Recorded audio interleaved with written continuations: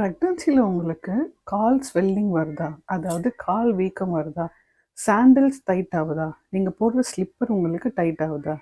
இது நார்மல் தானா இல்லை டேஞ்சரான சைனா அப்படின்னு உங்களுக்கு கன்ஃபியூஷன் இருக்கா?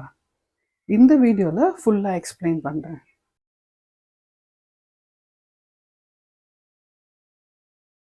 ப்ரெக்னன்சியில் நிறைய பேர் எக்ஸ்பீரியன்ஸ் பண்ணுற காமனான ப்ராப்ளம் என்ன அப்படின்னு பார்த்தீங்கன்னா லெக் ஸ்வெல்லிங் தான், கால் வீங்கிறது தான். இது நார்மலா இல்லைன்னா சீரியஸா அப்படின்றது தெரிஞ்சுக்கிறது ரொம்ப முக்கியம். ஸோ இந்த வீடியோவில் நான் உங்கள் கூட இதுக்கான சிம்டம்ஸ் என்னென்ன ரீசன்னால இது வருது அண்ட் ஹோம் கேர் இதுக்கு நம்ம என்னென்ன பண்ணலாம் அப்படின்றத ஃபுல்லாக இந்த வீடியோவில் நான் உங்கள் கூட டீட்டெயிலில் எக்ஸ்பிளைன் பண்ணுறேன். அண்ட் கண்டிப்பாக டாக்டர் எப்போ பார்க்கணும் அப்படின்றதும் நம்ம தெரிஞ்சுக்கணும். எல்லாத்தையும் நான் இந்த வீடியோவில் உங்கள் கூட ஷேர் பண்ணுறேன். லெக் ஸ்வெல்லிங்னா என்ன? கால், ஆங்கிள், சம்டைம்ஸ் ஹேண்டில் கூட ஸ்வெல்லிங் இருக்கும். ஸோ இதுதான் ஸ்வெல்லிங் அப்படின்னு சொல்கிறாங்க. ஸோ மெடிக்கல் டேர்மில் இதை எடிமா அப்படின்னு சொல்லுவாங்க. இது மோஸ்ட்டாக ஈவினிங்கில் தான் அதிகமாக இருக்கும் இந்த ஸ்வெல்லிங்கு. மார்னிங் டைமில் இது ரெடியூஸ் ஆகலாம். சிம்பிளாக சொல்லணும் அப்படின்னு பார்த்தீங்கன்னா பாடியில் வாட்டர் ரிட்டென்ஷன் அதிகமாகிறது தான்.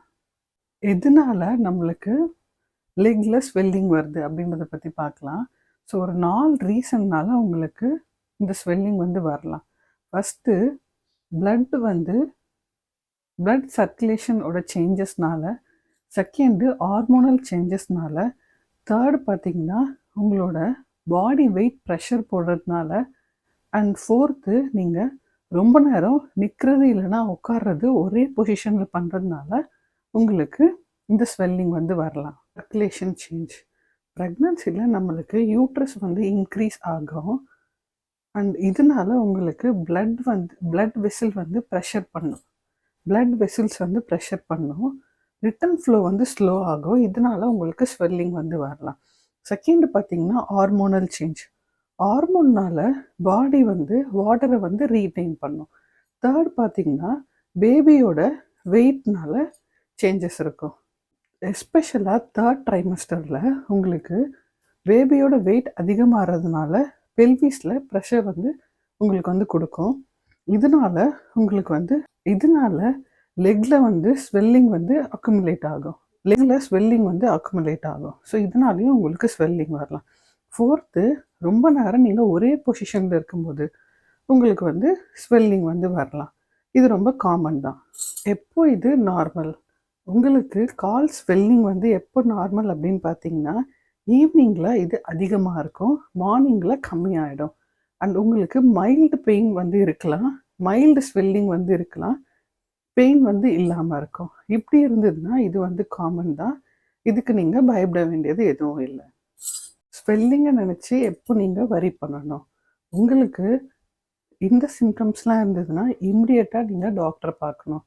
உங்களுக்கு ஸ்வெல்லிங் ரொம்ப சிவியராக இருக்குது, கையில் உங்களோட ஃபேஸ்லலாம் ஸ்வெல்லிங் இருக்குது, அண்ட் உங்களுக்கு ஸ்வெல்லிங் ரொம்ப பெயின்ஃபுல்லாக இருக்குது, இது எல்லாமே இருந்துச்சு அப்படின்னா நீங்கள் இம்மிடியட்டாக டாக்டரை பார்க்கணும். ரெடியூஸ் பண்ணுறதுக்கு என்னென்ன ஹோம் ரெமடிஸ் பண்ணலாம்?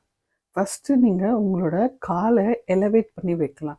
லைக் நீங்கள் தூங்கும் போது உங்களுக்கு காலுக்கு பில்லோ சப்போர்ட் வச்சு தூங்குங்க. செகண்டு, நீங்கள் தண்ணி அதிகமாக குடிக்கணும். ஸோ நீங்கள் ஹைட்ரேட் பண்ணுறது ரொம்ப முக்கியம். அண்ட் நெக்ஸ்ட்டு டெய்லி நீங்கள் கொஞ்சம் லைட்டாக வாக்கிங் போகலாம். அது உங்களோட பிளட் ப்ரெஷர் இம்ப்ரூவ் பண்ணும், பிளட் ஃப்ளோவை இம்ப்ரூவ் பண்ணும். ஸோ அதனால் உங்களுக்கு ஸ்வெல்லிங் ரெடியூஸ் ஆகலாம். ஃபோர்த்து, சால்ட் கம்மியாக சாப்பிடுங்க.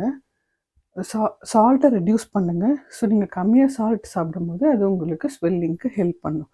ஃபிஃப்த்து, நீங்கள் டைட்டான ட்ரெஸ்ஸஸை அவாய்ட் பண்ணுங்கள். கம்ஃபர்டபுளான ட்ரெஸ்ஸஸ் போட்டுக்கோங்க. டைட்டான ட்ரெஸ்ஸஸை அவாய்ட் பண்ணுறது நல்லது. சிக்ஸ்த்து, நீங்கள் சிக்ஸ்த்து பார்த்தீங்க அப்படின்னா நீங்கள் தூங்கும் போது லெஃப்ட் சைடாக தூங்குங்க. அது உங்களோட பிளட் ஃப்ளோவுக்கு ரொம்ப கம்ஃபர்டபுளாக இருக்கும், பிளட் ஃப்ளோவுக்கு பெட்டராக இருக்கும். செவன்த் என்ன அப்படின்னு பார்த்தீங்கன்னா நீங்கள் ஹாட் வாட்டரில் உங்களோட லெக்கை சோக் பண்ணி வைக்கலாம். கொஞ்ச நேரம் நீங்கள் சுடு தண்ணியில் கால் விட்டு வச்சுருக்கும் போது அது உங்களுக்கு ஸ்வெல்லிங் போகிறதுக்கு பெட்டராகவே ஹெல்ப் பண்ணும். ஸோ இதெல்லாம் தான் நான் வந்து எனக்கு ஸ்வெல்லிங் இருக்கும்போதும் பண்ணுவேன். ஸோ இதில் மெயினாக நான் பண்ணுறது என்ன அப்படின்னு பார்த்தீங்கன்னா, சுடு தண்ணியில் டெய்லியும் ஒத்தர வைப்பேன்.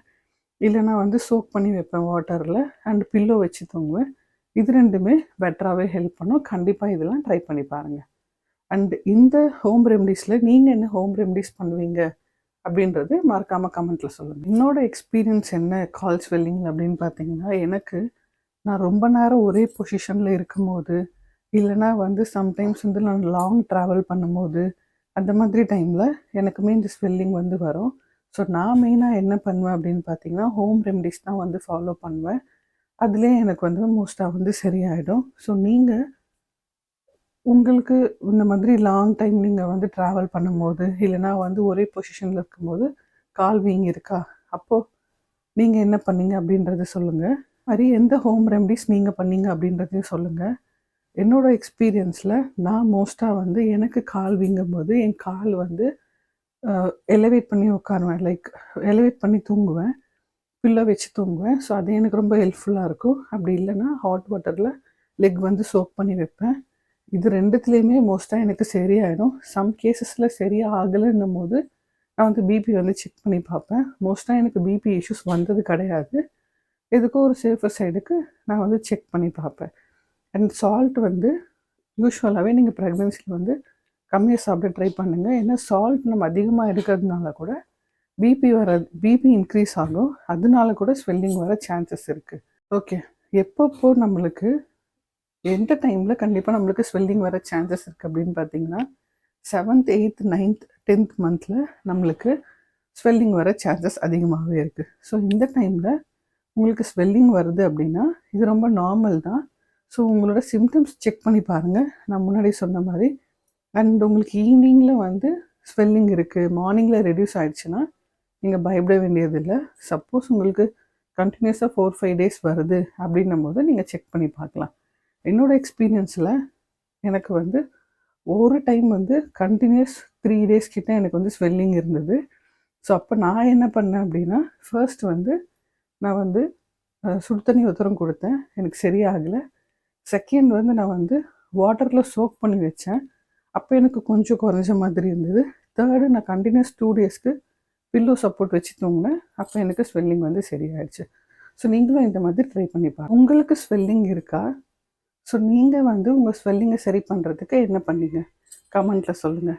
இந்த வீடியோ உங்களுக்கு ஹெல்ப்ஃபுல்லாக இருந்தது அப்படின்னா என் வீடியோவை லைக் பண்ணுங்கள், என்னை ஃபாலோ பண்ணிக்கோங்க இந்த மாதிரி ப்ரெக்னன்சி ரிலேட்டட் டிப்ஸ்க்கு.